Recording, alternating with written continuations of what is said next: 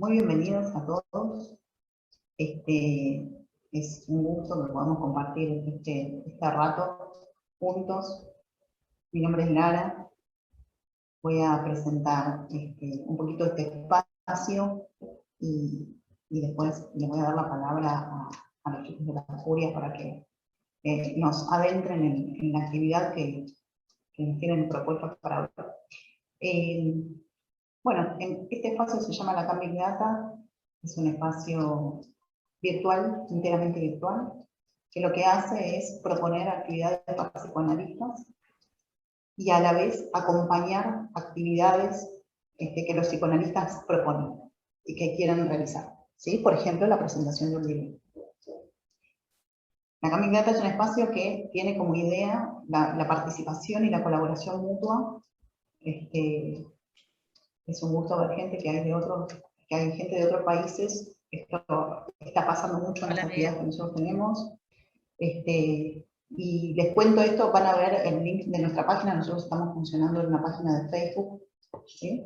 Y por otras vías también, pero principalmente en esa página de Facebook, o por ahora pueden ver la información también, si no tienen Facebook, en Instagram, en el mío, @LaraLisenberg, porque todavía no tenemos Instagram de la Comic Data, aunque nos falta mucho para que eso se resuelva, pero por ahora es así.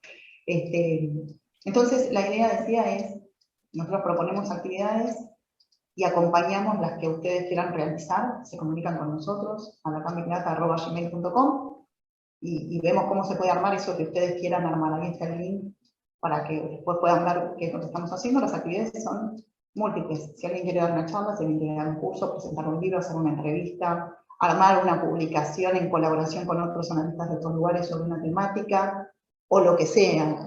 Vino una chica que quiso dar un taller de un tema en particular y lo dio. Digo, nosotros acompañamos de manera totalmente gratuita la organización y la difusión de esa actividad y ponemos los recursos que tenemos a mano para eso, ¿sí? Que hoy los recursos, por suerte, son muchos,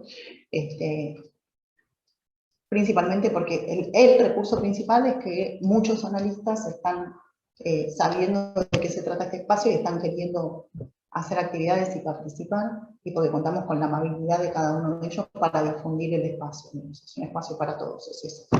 Bueno, dicho esto, nosotros estamos en contacto con la gente de la Furia ya hace un tiempo, nos gusta mucho acompañar lo que ellos hacen unos libros espectaculares, está todo tan trabajado, tan pensado, tan querido, desde que uno recibe el libro hasta que lo abre, hasta que ve esos diseños de tapas soñados, los lee, el contenido, los comentarios, bueno, todo es una maravilla. El modo de difundir en redes sociales, realmente nos gusta mucho acompañar lo que hacen porque valoramos mucho lo que hacen y entendemos que es un laburo bárbaro, pero que vale mucho la pena. Y en esta oportunidad van a estar presentando el libro de Andrea Salomé, Fenichka un desvío, y va a estar Gabriela Pedrotti con nosotros comentándolo. Así que, dicho esto, yo solo quería comentar un poquito y darles la bienvenida, decirles públicamente que es un gusto nuevamente compartir con ustedes, y en el silencio les dejo la palabra, así ustedes pueden manejar la actividad como les parece. Hola, buenas tardes. Somos Nicolás Cerruti y María Magdalena, editores de Las Furias. Bueno, en primer lugar, Lara, muchísimas gracias por tus palabras. También queremos decir públicamente que nos encanta compartir actividades con ustedes, con la Comic Data. Comentábamos justamente antes de que comenzara la actividad lo contentos y a gusto que nos sentimos cada vez que organizamos una actividad en conjunto, así que les agradecemos muchísimo el espacio. A vos, a Juan, y bueno, por supuesto también le agradecemos a Gaby Pedrotti por haberse sumado a esta actividad en torno al libro de Andrea Salomé, que se llama Fenichka un desvío. Es el último título que hemos publicado con Las Furias, que son 2 relatos de narrativa que Lu publicó en 1898, con una traducción actualizada por Micaela Van Muylen. Ya se había publicado el libro en los años 80 por una editorial que se llama Icaria, pero bueno, creíamos que era necesario hacer una actualización de esa traducción. Así que bueno, estamos muy contentos con el libro, muy contentos de tener la oportunidad de seguir conversando en torno a él y en esta ocasión con la presencia y la lectura y las palabras de Gaby Pedrotti, a quien Nicolás ahora va a presentar.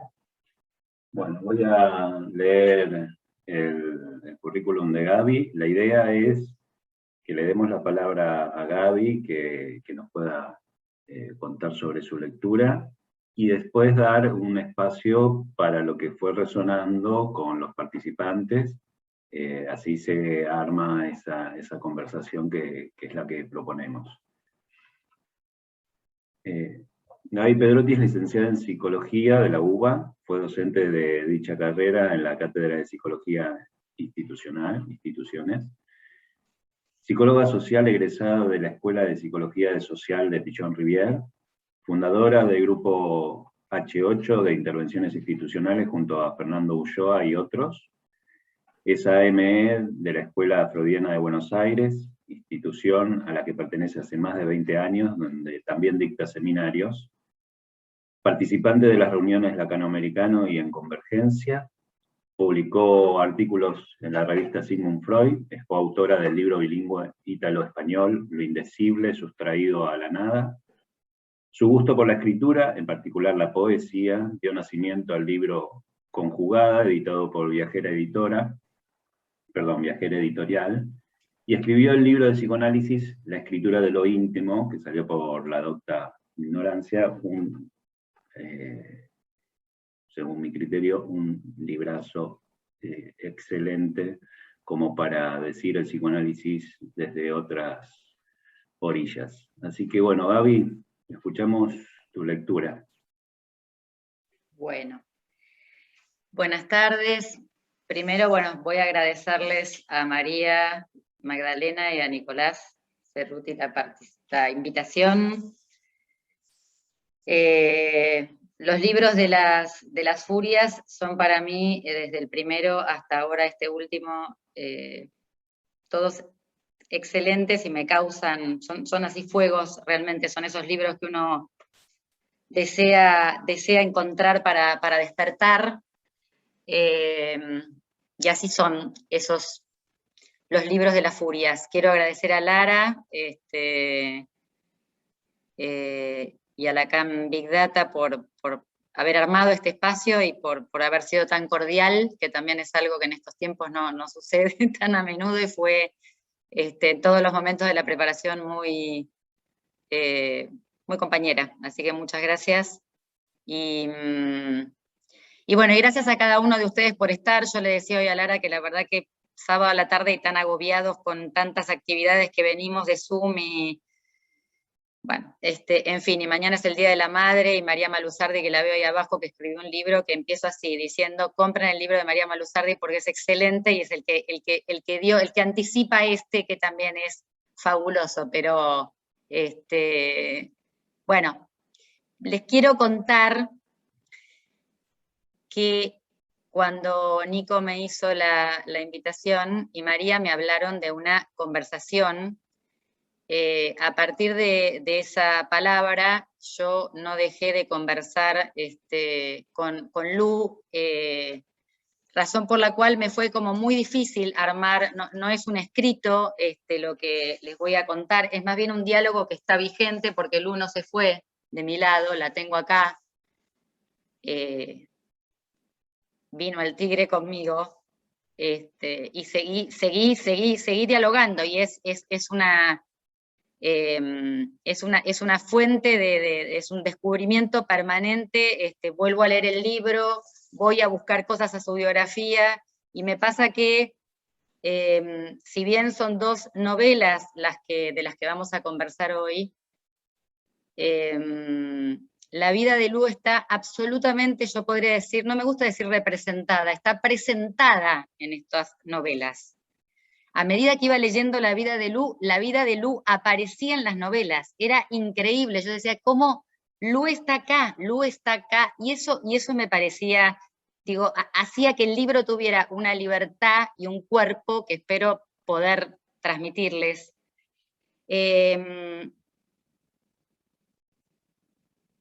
Me ha entusiasmado de una manera que nada, he soñado con Lu, he ido a leer párrafos de vuelta porque no puedo creer que escriba como escribe. O sea que no solo me pasó que advertía sus conceptos psicoanalíticos enhebrados de una manera maravillosa, con una rigurosidad casi de estudio. Por eso en un momento dije, es un libro de estudio, es también un libro de estudio este libro. Es un libro de estudio, se tendría que estudiar psicoanálisis, por ejemplo, con un libro como este, ¿no? Y ahora les voy a contar por qué. Y me pasa que digamos, Lu para mí fue siempre un personaje amado, querido, una de las primeras conversaciones que tuve con María Magdalena apareció entre nuestros amores literarios, fue y es un personaje para mí muy especial. Entonces, lo que me pasa es que como estoy enamorada de Lu, y vieron que cuando uno está enamorado quiere hablar muy bien del amado, entonces quisiera contarles como muchas cosas de ella, quisiera contarle todas las bondades de Lu Andrea Salomé, porque estoy enamorada de Lu Andrea Salomé, entonces voy a ver cómo hago para al menos hacerles pasar algo de lo que ella me ha generado. Bueno, les quiero contar de alguien que ha sido y podría llamarse una persona que ha tenido una vida clínica. ¿Por qué uso esta palabra? Porque a pesar de que Lu fue clínica mucho tiempo después de ser escritora, una persona clínica, me refiero a alguien que, ustedes saben que la palabra clínica viene de la medicina, refiere al inclinarse para escuchar los ruidos del paciente. Y a mí me parece que Lu tiene esa posición con la vida. Lu se inclina para escuchar los ruidos de la vida, para escuchar los ruidos del otro. Una vida donde la importancia está puesta en la experiencia, en el modo de llegar con la lengua, que en su caso, digamos, cuando se traslada, ahora les voy a contar un poquito la historia, es la alemana. Y digo, se inclina, se dispone a buscar incansablemente el movimiento de las cosas. Alguien que escribe porque escucha. Escucha no en términos de pasividad, escucha como dice este filósofo coreano Byul-Chul Han, que escucha como una donación, escucha tomando, escucha porque entrega algo. No se deja tomar por los ideales de la época ni se detiene en su denuncia, sino que en su desvío escribe lo singular de esa búsqueda. Lu Andrea Salomé fue siempre para mí un enigma. Alguien que quiso decir, y fue más bien dicha, no escuchada, dicha por la narrativa psicoanalítica y literaria, que se refirió más bien a su seducción hacia los hombres, en particular hacia los hombres, a sus relaciones íntimas con ellas, esos famosos que tuvieron suerte de encontrarla, de coronarse con su presencia, como fueron Rilke, Nietzsche y Freud. Me asombró, pero ella fue mucho más que esto, ¿no?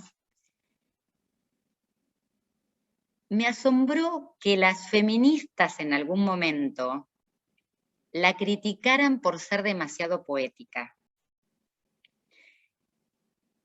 O la celaran, como Helen Deutsch, que la celó cuando Freud la invita a participar en el Congreso de 1921 en Viena para hablar de su libro, para hablar de su texto anal sexual. Pero ella escribe cosas como el ser humano como mujer en 1829, más o menos en la época que son estas novelas, el erotismo en 1910, y ella despunta un concepto que no fue, es decir, hay muchas cosas que se apoyan en las enseñanzas de Freud, y hay muchas cosas que son muy nuevas y que sin embargo no se siguieron. Por ejemplo, ¿hay un inconsciente femenino para Lu Andrea Salomé? Ella habla del cuerpo de la mujer como un cuerpo que no tiene nada que envidiarle, tomando el concepto de envidia del pene de Freud. Dice que el cuerpo de la mujer no tiene nada que envidiarle al hombre, que lo que le falta a la mujer no es una carencia, al contrario, la mujer es más bien fuente de felicidad. Y dice algo que me gustó muchísimo. Dice que la mujer es una montaña de piedras preciosas. En su diario en 1913 escribe un recuerdo, que es el siguiente, que a mí me pareció tan amoroso, ¿no? Ella dice que cuando era niña, su aya le daba, mientras la cuidaba, le ofrecía un cofre que estaba lleno de botones. Ese cofre lleno de botones, ella veía en ese cofre piedras preciosas. Y recordó que la primera piedra preciosa estaba oculta en la camisa de una mujer que era la de su niñera. Y que esa piedra preciosa va a ser, esa piedra preciosa que era un rubí, es parte del cuerpo de una mujer, indisociable. Las piedras preciosas son indisociables del cuerpo de una mujer. ¿Por qué digo esto? Porque esta historia va a darle pie para escribir después lo anal sexual. Lo anal como lo que se separa, como el primer elemento del cuerpo que se separa, el destierro, el primer destierro material humano, así lo llama. Esperen porque esta luz se me va bajando y me cuesta. Ahí va.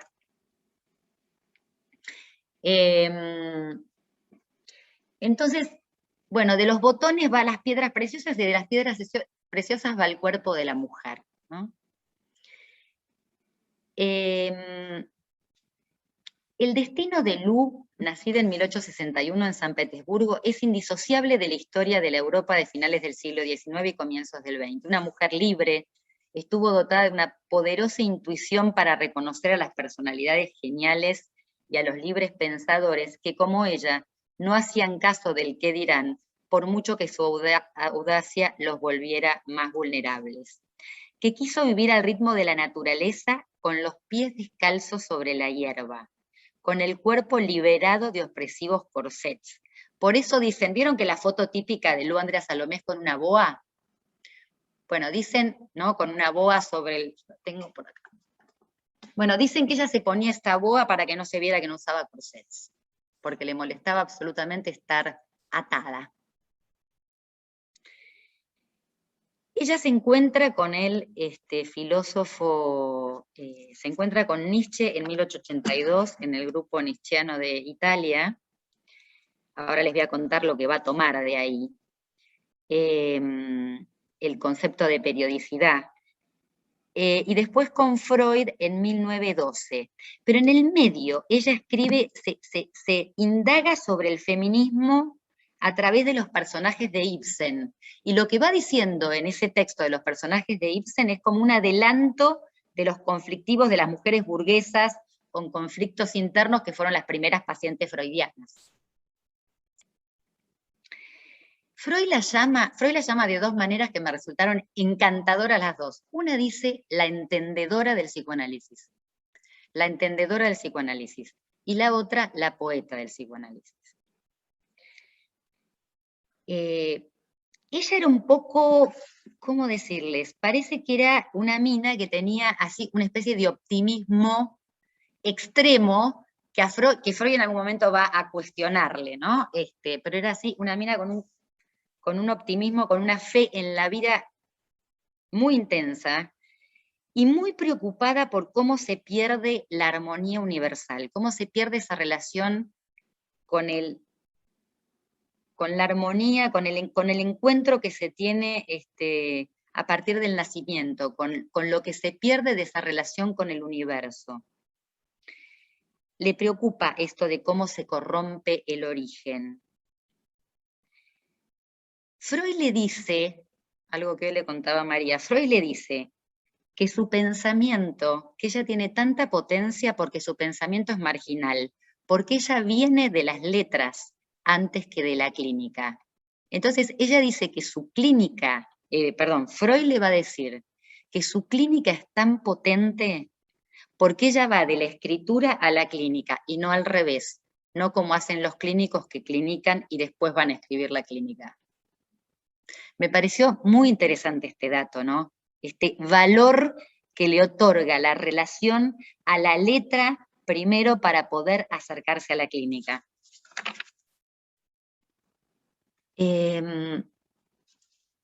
Entonces, a pesar de que ella se hizo rodear de estos personajes, hay algo que no abandona nunca, que es su autonomía en el pensamiento, su autonomía en la controversia, su autonomía en su palabra.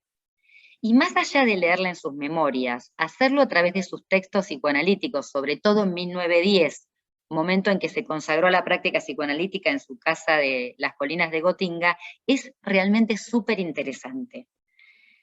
Me parece que nuestro trabajo no es sacarla de esa musa fatal, sino más bien es pensar, así se me ocurrió pensarlo cuando escuchaba cómo la llamaban, esta musa fatal, es pensarla como portando la fatalidad, ese fatal destino que ella hacía carne, algo de eso llamado por nosotros los analistas castración.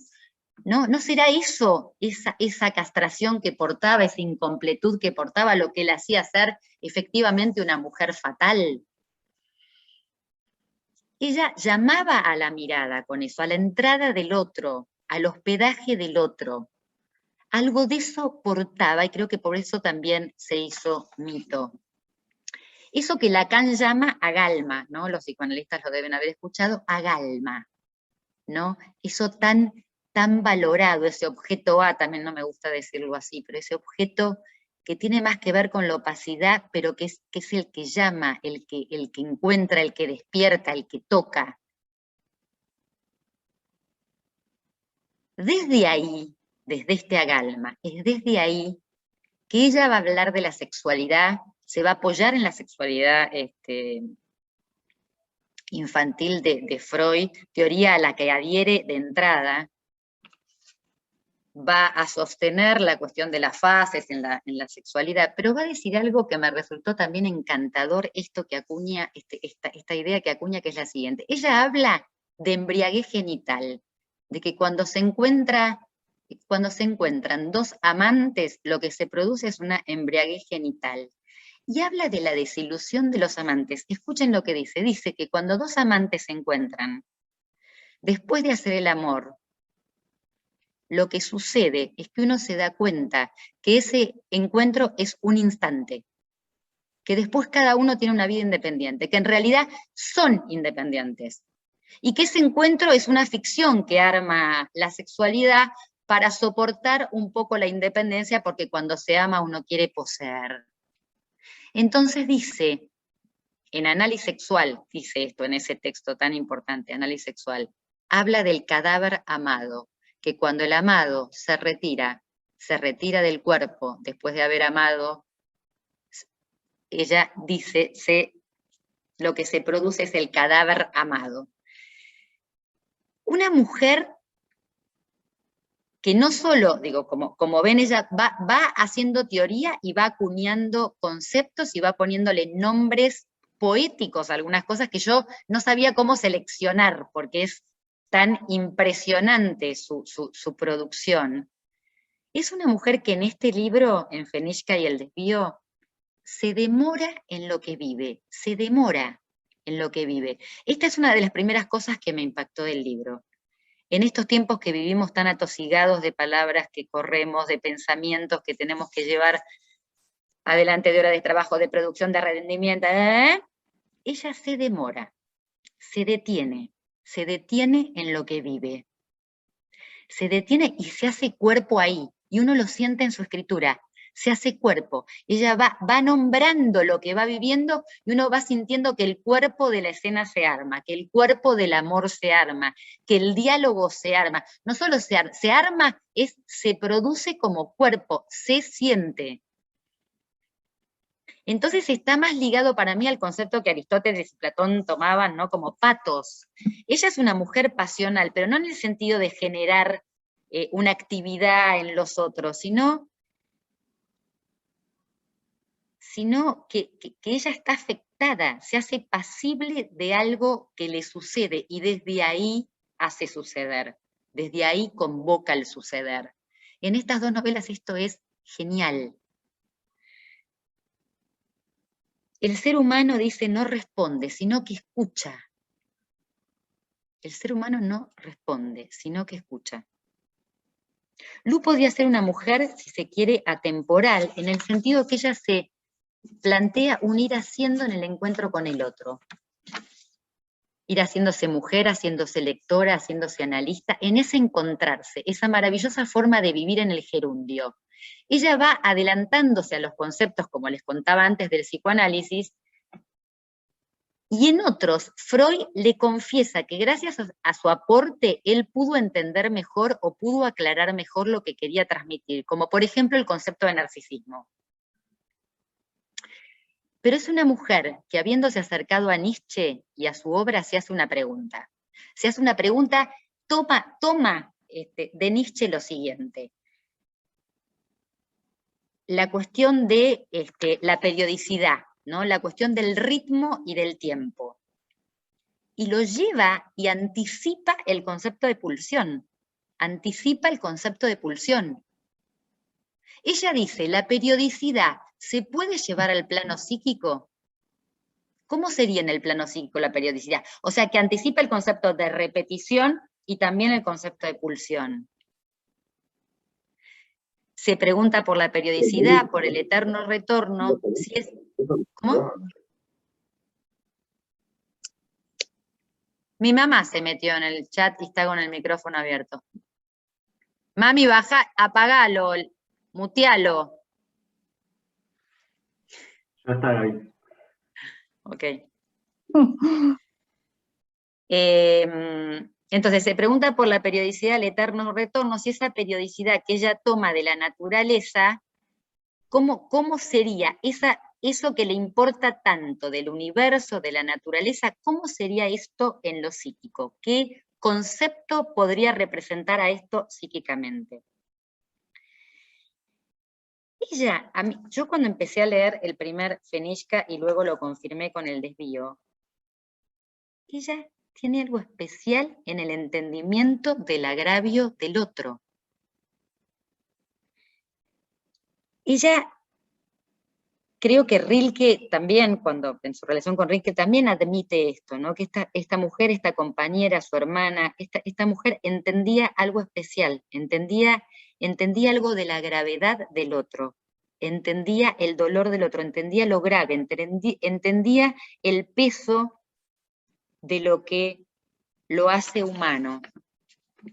Criticada luego con respecto a Rilke, porque Rilke sufría mucho, sobre todo el último tiempo, y ella dudó en decirle, bueno, Rilke le consultaba si se podía psicoanalizar, y ella decidió que no, le parecía que no, porque temía que el trabajo con el sufrimiento pudiera quitarle el germen de su poesía. Fenichka y un desvío. Miren la tapa que hizo Romina Lupino. ¿La ven? 2 en 1, ¿ven? 2 en 1.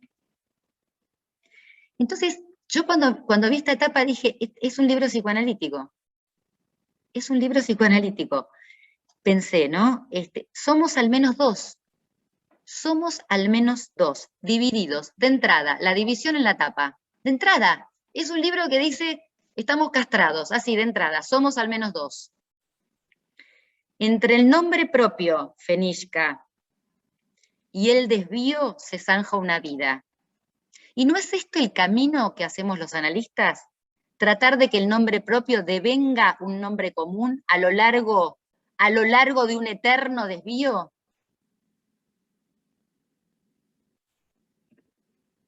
Podríamos decir el psicoanálisis así. Para mí es una etapa no solo hermosa, es una etapa que dice, tomar el libro con estas 2 novelas fue encontrarme con una voz desconocida que reconocí. Una voz que dice de la dificultad, una voz que no se escabulle del tropiezo, de lo difícil, del dolor. Lu Andrea Salomé apuesta a lo no puesto, a lo no impuesto, a lo no ubicado. Así dice en la primera novela. Escuchen. Dice, desarrollamos grandes teorías, buscamos la afinidad intelectual, nos examinamos a fondo y al final nos elegimos al azar y sin fijarnos en otras señales de reconocimiento. Esas son las señales más profundas.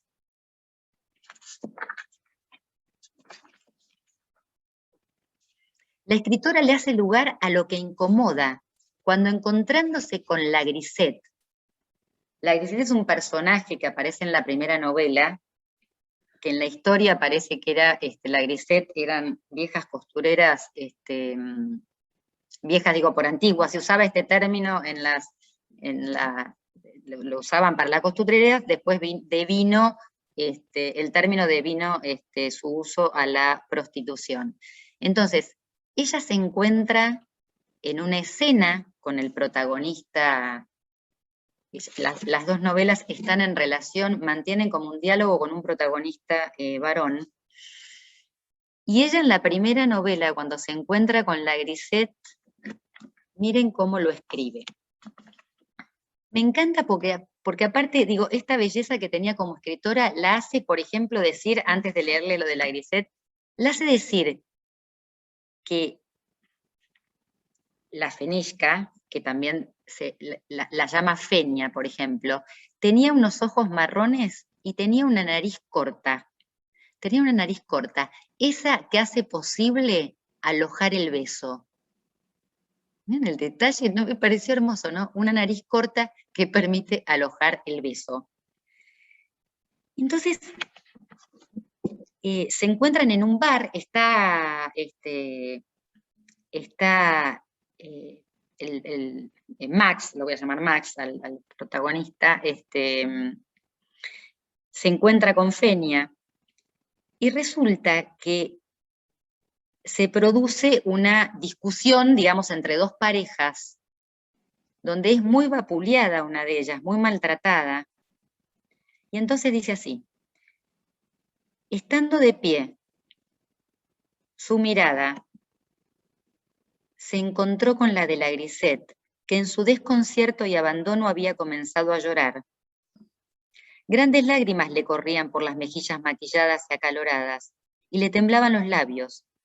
Bajo la prolongada singular mirada que intercambió con Fenia, la expresión llorosa se transformó. En los ojos de Fenia pareció sentir una ayuda, una caricia, un consuelo, algo que suspendió la soledad de esa criatura pisoteada. Alguien que suspendió la soledad de esa criatura pisoteada. ¿No es hermoso? Es hermoso como lo dice. Es hermoso como ella se entrega ahí a acompañar, y entonces en el texto, acompañar a alguien que la estaba pasando mal, pero que era mal mirada por la mayoría de los que estaban ahí. Es más, le dicen en un momento, bueno, me imagino que, porque sale la Grisette en un momento, se miran, le tiende los brazos, y con una sonrisa, hermanadas en esa sonrisa, se aleja. Y cuando le preguntan a ella o le dicen, bueno, me imagino que no querrás encontrártela de vuelta, ella dice, no, ojalá, le cuenta a Max, ojalá la vuelva a encontrar. Ya plantea el desafío de entrada, ¿no? Donde todos se alejaban de estos personajes, ella promete, no promete, ella espera poder volver a encontrarse. Aliada de la herida, recibe el agravio honrando la gravedad. En su escritura va alojando lo incómodo, lo que los otros personajes dejan caer en los lugares consabidos de crueldad y degradación, ella los gradúa.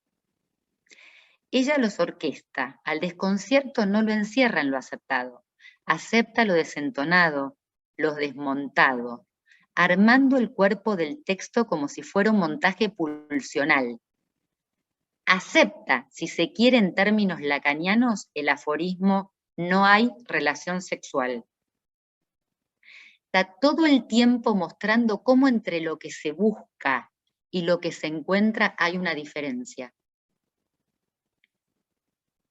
Esto Freud lo plantea así, ¿no? Entre lo que buscamos los humanos y lo que encontramos hay una diferencia. Después de este imposible ensamble, Lacan va a tomar su aforismo del no hay relación sexual. En Fenishka podría decir, en Fenishka hay un momento en que Max le dice a ella que está sufriendo por una cuestión con un amante, le dice, ¿por qué no lo contás? ¿Por qué no decís que tenés un amante? Y ella dice, porque sería feo, yo quiero que sea bello. Ella quería decir bellamente. Entonces, ella busca bien decir, o sea, hacer pasar ese goce maldito que nos parasita con una estética que conlleve una ética. Del goce maldito al que se anuda el deseo, de ese goce que nos hace sufrir, de ese goce que nos enreda los pies, bueno, de ese goce que sufrimos y padecemos neuróticamente y vamos a hablar a los divanes, de ese goce hacerlo pasar, anudarlo al deseo, eso que intentamos hacer los analistas. Y que Lacan llama, no el decir bien, el bien decir eso que nos enreda, poder decirlo de otra manera. Bueno, ella ya lo sabe. Ella lo sabe en 1890 y pico, ya lo sabe.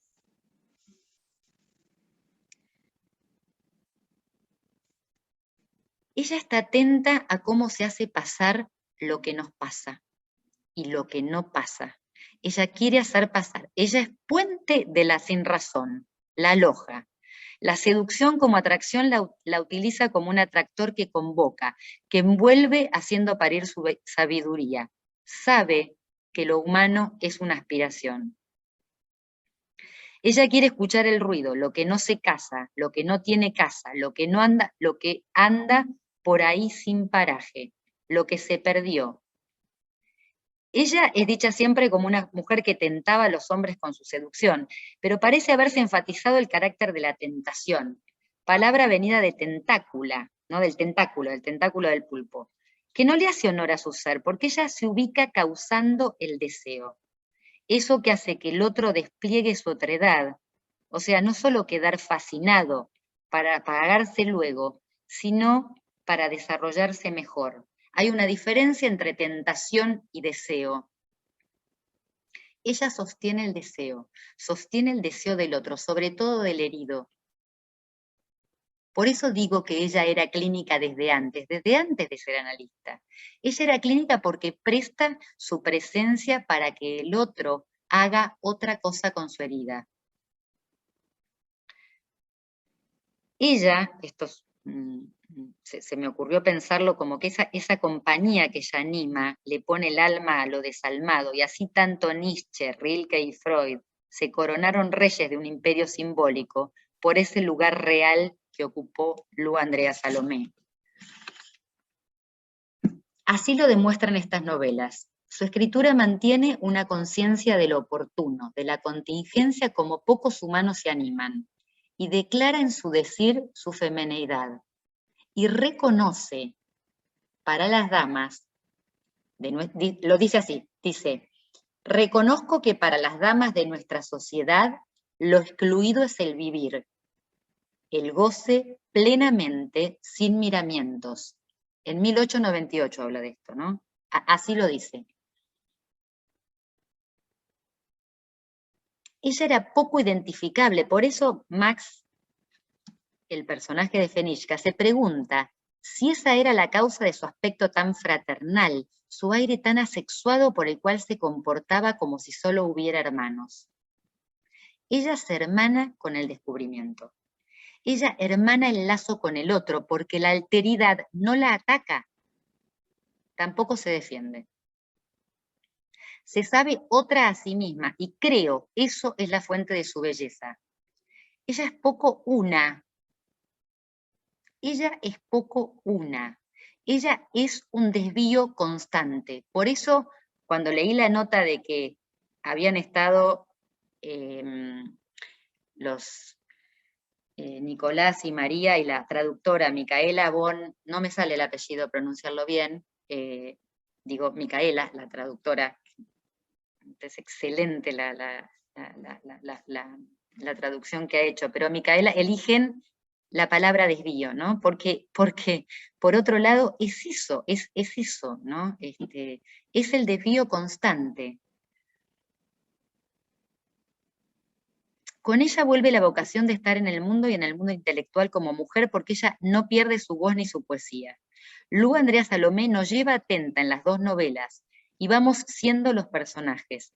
Nos ayuda a evitarnos de ellos, de su complejidad, de su paradoja.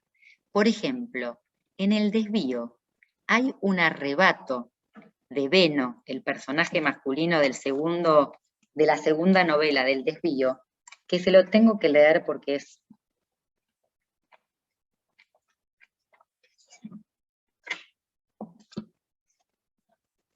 Dice así. Me besaba sin soltarme, sin ceder en su arrebato, sin dejarme respirar.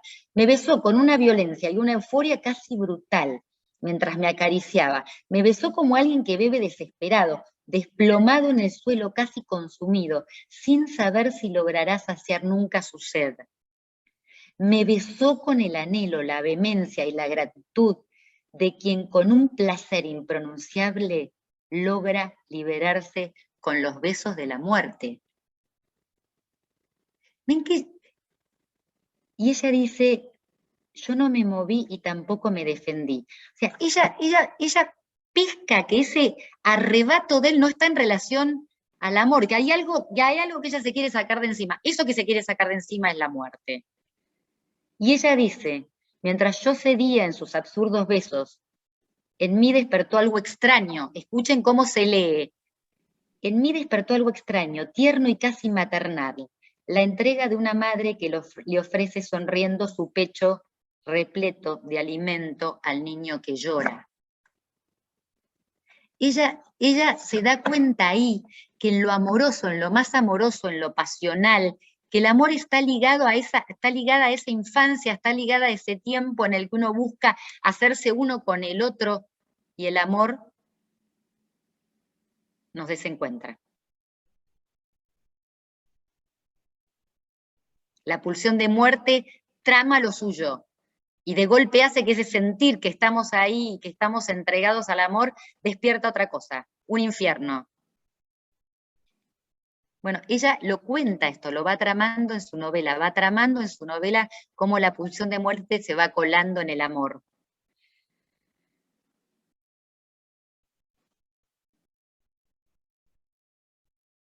Una voz que ilumina lo fuera de góndola de la época. Una voz que claroscura en su paso lo no identitario, lo que busca ser pulsión. Una voz que esculpe a lo femenino como éxtasis, así lo nombra ella. Una voz, esto lo digo yo, una voz que esculpe a lo femenino, y así lo nombra ella, como éxtasis erótico y estético. Y hace aparecer a la sexualidad, acompañando al maestro, como sexualidad infantil. Y lo dice así. Lo dice así. Ella lo va a decir mejor que yo. Miren cómo lo dice. Miren qué hermosura. Dice, ¿quién es capaz de juzgar cuán infinitamente casual, cuán puramente externo es el condicionamiento por el que con este recuerdo me recorriera por primera vez un estremecimiento por la espalda? ¿Acaso no son miles de casualidades las que marcan nuestra vida más oculta, con una violencia secreta por haber sacudido temprano, muy temprano, nuestros nervios y nuestros sueños? ¿O habrá que volver más atrás en el tiempo? Y fue un pajarito quien con su canto, mientras aún dormíamos en la cuna, nos transmitió lo que deberíamos ser y qué nos haría sufrir. No lo sé, quizá tampoco sea el azar, ni un pajarito mágico la voz que nos susurra esas cosas al oído, sino costumbres de siglos pasados, dice. El goce de mujeres esclavas murmurando algo que resuena en nosotras, en una lengua que ya no es la nuestra, que apenas entendemos en un sueño, en un estremecimiento, en una vibración de las células nerviosas. Fíjense cómo el valor que ella le da a los sueños, el valor que le da a esa lengua otra, otra que viene de antaño, que viene de otro tiempo, y sin embargo aparece marcando la verdad, aparece en los cuerpos que viven hoy. Una mujer que, alejándose de la cocina y la máquina, plantea la pasión, no desde el lugar del romanticismo, sino de la extrema soledad.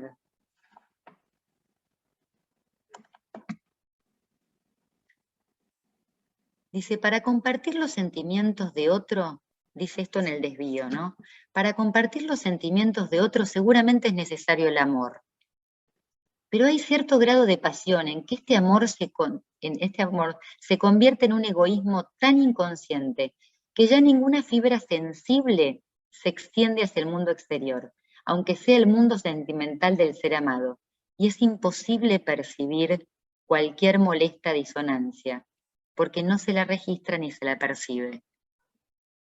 No, y escuchen esto. La pasión amorosa es la soledad última, la más extrema.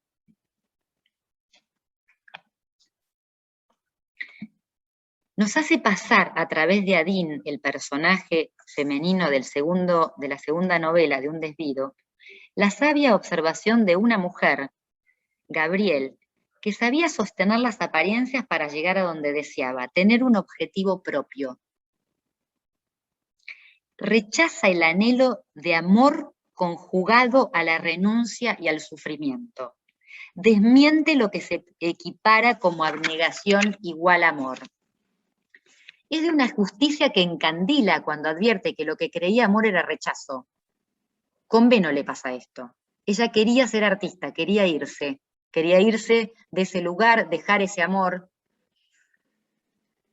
Beno, el personaje de la novela, la había rechazado. Allí es donde advierte que no es el amor el que la une a Beno, sino algo más pulsional, más siniestro.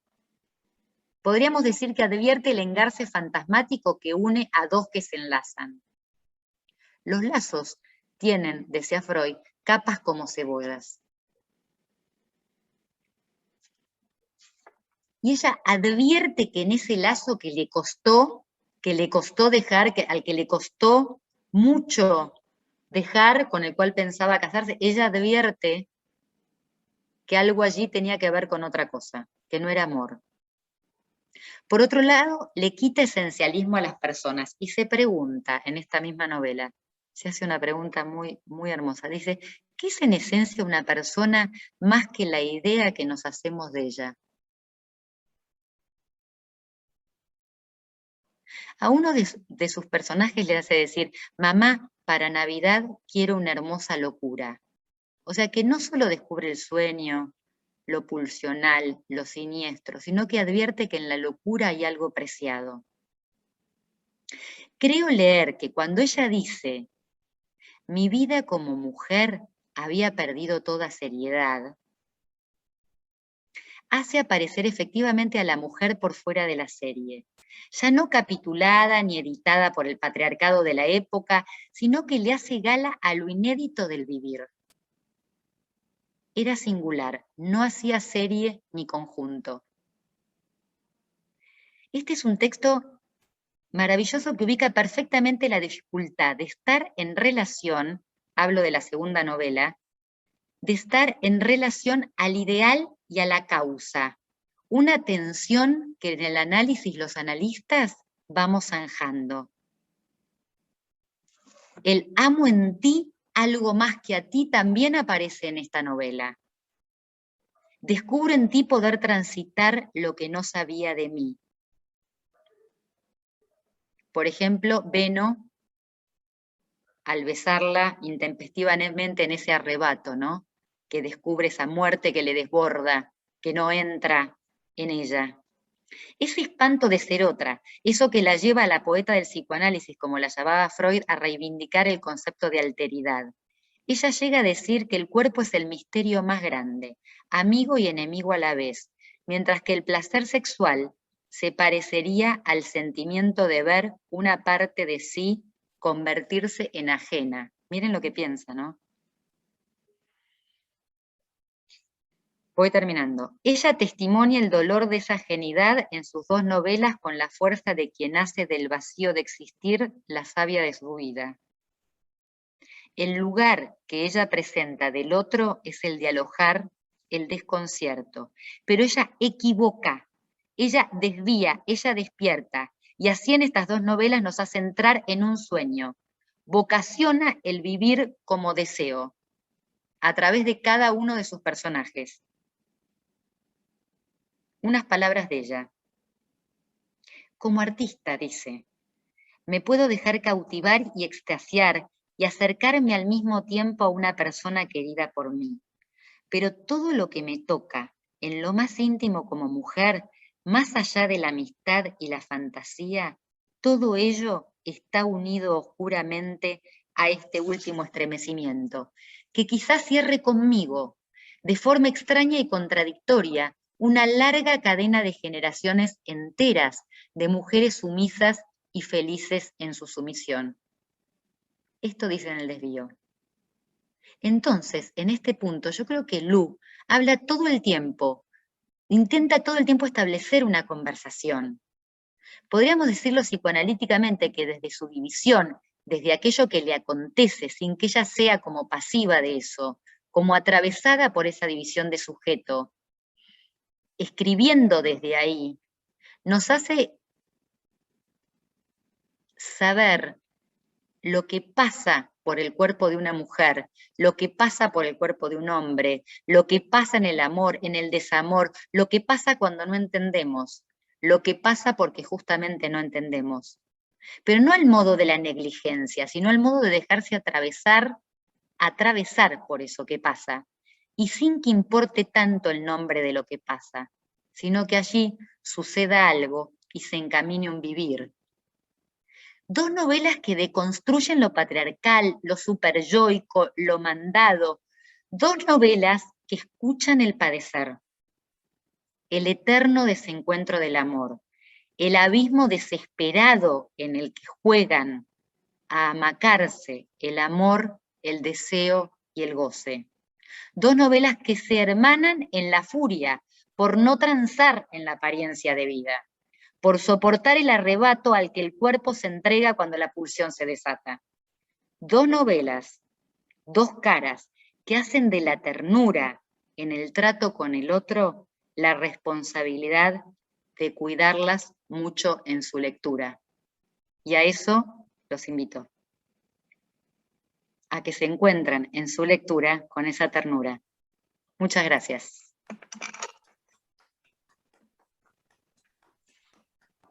Bueno, Gaby, gracias.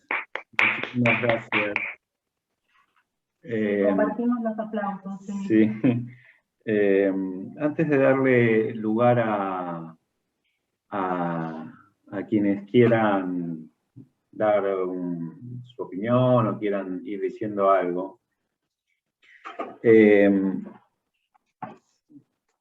gracias por el lazo, el entrelazar toda la cuestión psicoanalítica, más la histórica, más las novelas.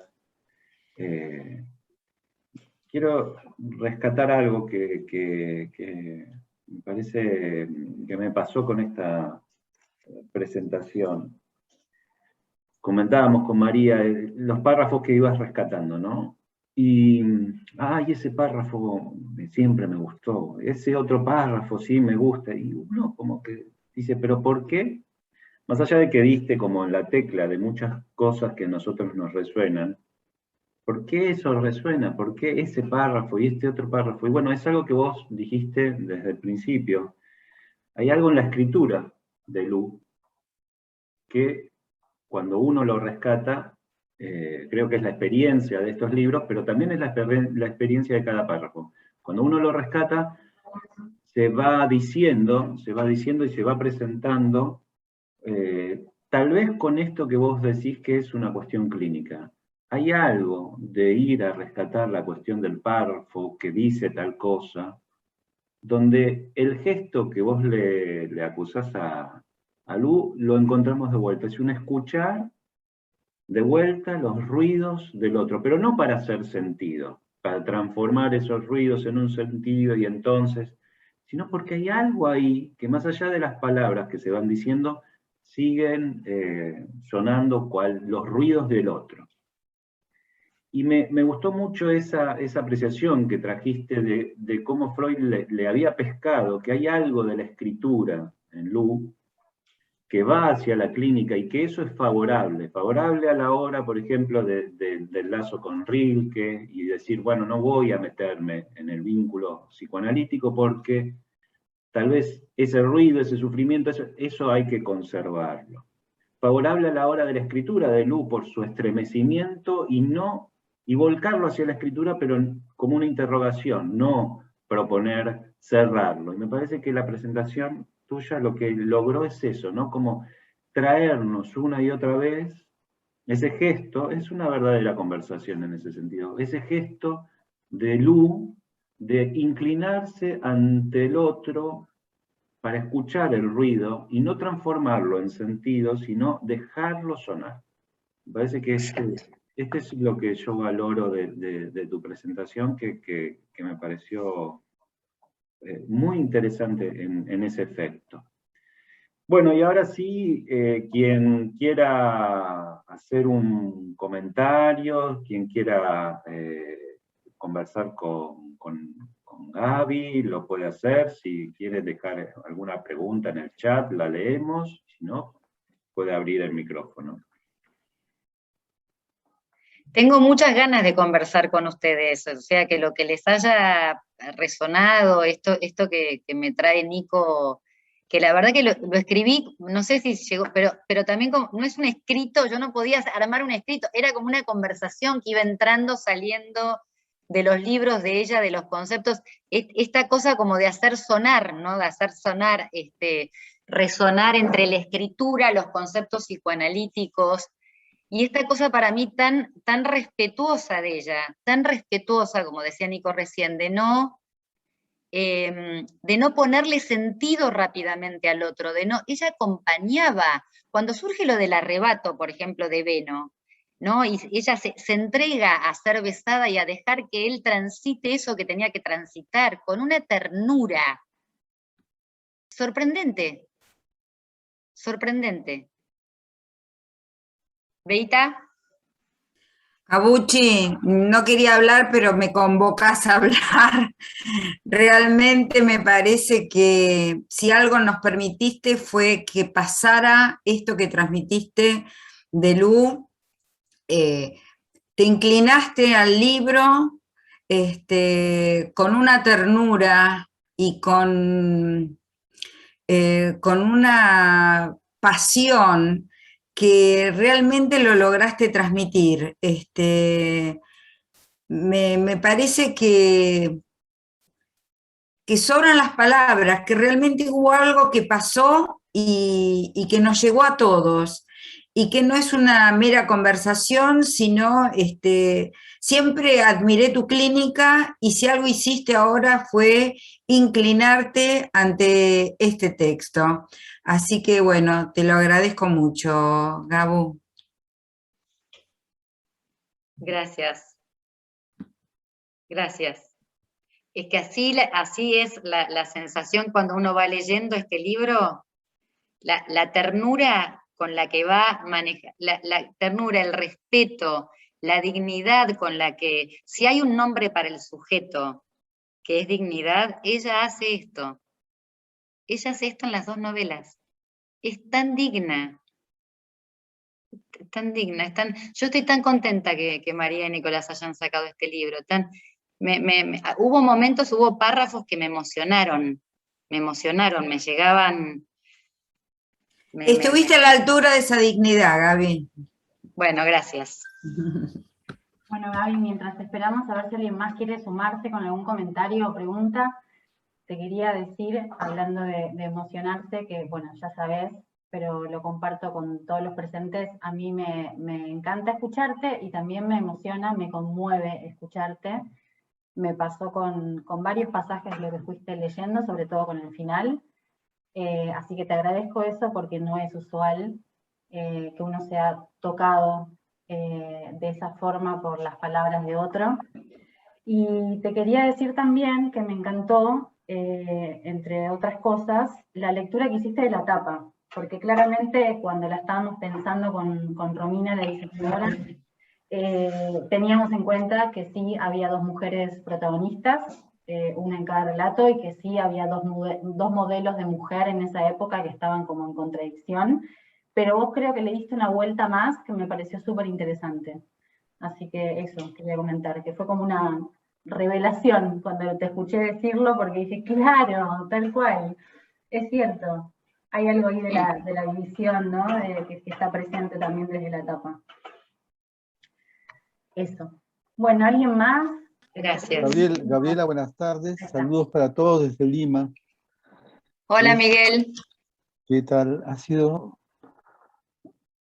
sido una experiencia de conocimiento, una experiencia estética y una experiencia afectiva escucharte, que es una mezcla que me parece que debería caracterizar siempre al psicoanálisis, aunque a veces solamente se agote en el conocimiento, lamentablemente. Recordada por ser una femme fatal, alguien que también tenía mucha ternura. Las personas con las que se relacionaba eran personas que necesitaban mucho de ella y que ella también les daba mucho a sus parejas y los ayudaba. Yo no he escuchado antes en una reunión de psicoanálisis que se repita tantas veces la palabra ternura. Ya Sutis decía en el 37 que había un tabú de la ternura.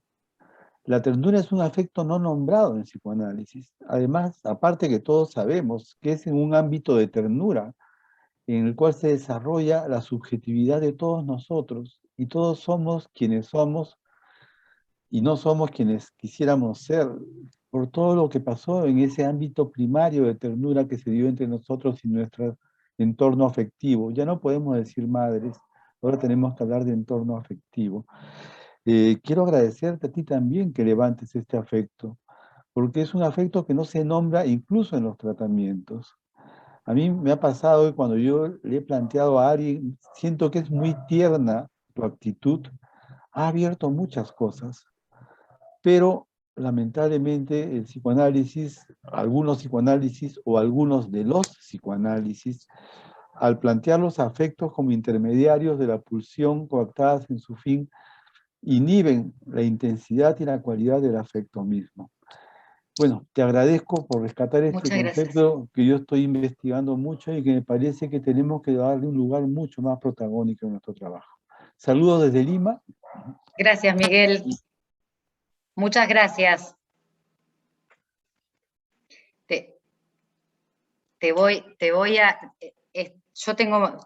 escucha, ¿no? Voy a ver si, no sé si llega el libro a Lima, me encantaría que llegara el libro a Lima, porque me parece que leyendo este libro, lo que pasa, si uno lo toma, como dije, clínicamente en el sentido de inclinación a escuchar lo que ofrece, ¿no? Lo que ofrece esa escucha, lo que sucede es la ternura al acercarse. Me parece que no, que justamente el problema es cuando se imprimen razones a priori, digamos, cuando el pensamiento imprime a priori, anticipadamente, por temor, digamos, o por una cuestión de seguridad y de garantía, digamos, dar razones antes de dejarse tomar por lo que sucede. Los analistas de niños tienen mucho esta experiencia, ¿no? Por ahí un poco distinta. Pero en los analistas de adultos lo que suele pasar es que no... yo creo que si uno se deja tomar por el texto de cualquier paciente que llega, en este caso de un texto, uno no puede no escuchar ese sufrimiento con ternura, porque es que no hay manera de escucharlo, a no ser que le trate de imponer que me dé mucho miedo como analista, cosa que pasa, que me asuste mucho, y entonces imprima esos eslogans teóricos espantosos para decir acerca de lo que allí sucede. No concibo no concibo la clínica sin ternura, no la concibo, más allá de ser un término acuñado por Fernando Ulloa, alguien que fue mi maestro, ¿no? Por supuesto. Pero acá lo que a mí me pareció muy lindo es que contando situaciones, porque la ternura no es, digamos, no tiene que ver con el gesto tierno objetivado, digamos, sino que la ternura es la escucha misma, la ternura es disponerse al otro, la ternura es dejar entrar ese ruido, eso es ternura. es un modo de estar. No tiene necesariamente que ver con, tampoco tiene que ver con un enunciado, es una forma de escuchar. Sería como una música, ¿no? Como una partitura que acompaña para que algo pueda ser escuchado de cierta manera. La partitura la escribe el paciente, pero uno escucha desde un lugar. Ahí Esther quiere hablar, Nico, Esther Romano. O María. Esther, a ver, la buscamos para habilitar. Sí, ahí está. Ahí está, digo yo, porque lo tengo acá el cuadradito. Ahí estamos habilitándole el audio. Esther, desmuteate vos. Sí, no me está permitiendo desmutearla, así que tendría que hacerlo ella. Esther, desmuteate vos, te tenés que desmutear. Ahí está. Ahí está. Bueno, te agradezco porque la verdad no sabía mucho de esta historia de Lu y me encantó cómo pudiste abrochar justamente la historia y sus escritos, sus novelas, con lo que el psicoanálisis puede nutrir, pero ella lo dice de otra manera, lo dice a su manera, y vos tomaste la manera de ella. Eso es lo que me encantó. Gracias, Gaby. De nada, Esther. Gracias a vos. Gracias a vos. Bueno, Gaby, ya que mencionaste lo de si el libro se conseguía en Lima, les queremos contar que, por un lado, en Argentina ya lo pueden pedir a su librería amiga y también lo pueden comprar a través de nuestra tienda virtual, que es Mi Tienda Nube. Dejamos el link en el chat, ahora ya está un poco perdido, pero si no lo pueden googlear o ir a nuestra página lafurias.com.ar. Y que además, bueno, a México llegamos a través del Diván Negro, ya tienen ejemplares por ahí, y pronto va a estar disponible la versión digital del libro, mientras trabajamos para llegar a otros países en formato papel, que es lo que más nos gustaría, pero mientras tanto pueden conseguirlo en breve en formato digital. Así que para Lima y para otras ciudades y países pueden contar con esa opción. Yo tengo un pedido para las Furias, si pueden en algún momento editar, editar el agradecimiento que Lu le hace a Freud. Agradecimiento a mi maestro. Pero se consigue ese libro. Sí, pero a mí me gustaría que ustedes hicieran una nueva traducción. Se consigue, está en España, sí, tardan un poco en traerlo, acá no, pero a mí me gustaría que ustedes hicieran una traducción porque me parece que debe ser un libro. Ustedes saben que cuando ella hizo ese libro, Agradecimiento a Freud, Freud le dijo que no, que cambiara, que no pusiera su nombre, que pusiera agradecimiento al psicoanálisis, que no pusiera su nombre. Y ella dijo que no. Bueno, esto tenía ella de genial. Ella seguía adelante con sus ideas. Era, no, voy a poner tu nombre porque vos sos mi maestro. No claudicaba. Bueno, y tantas cosas más.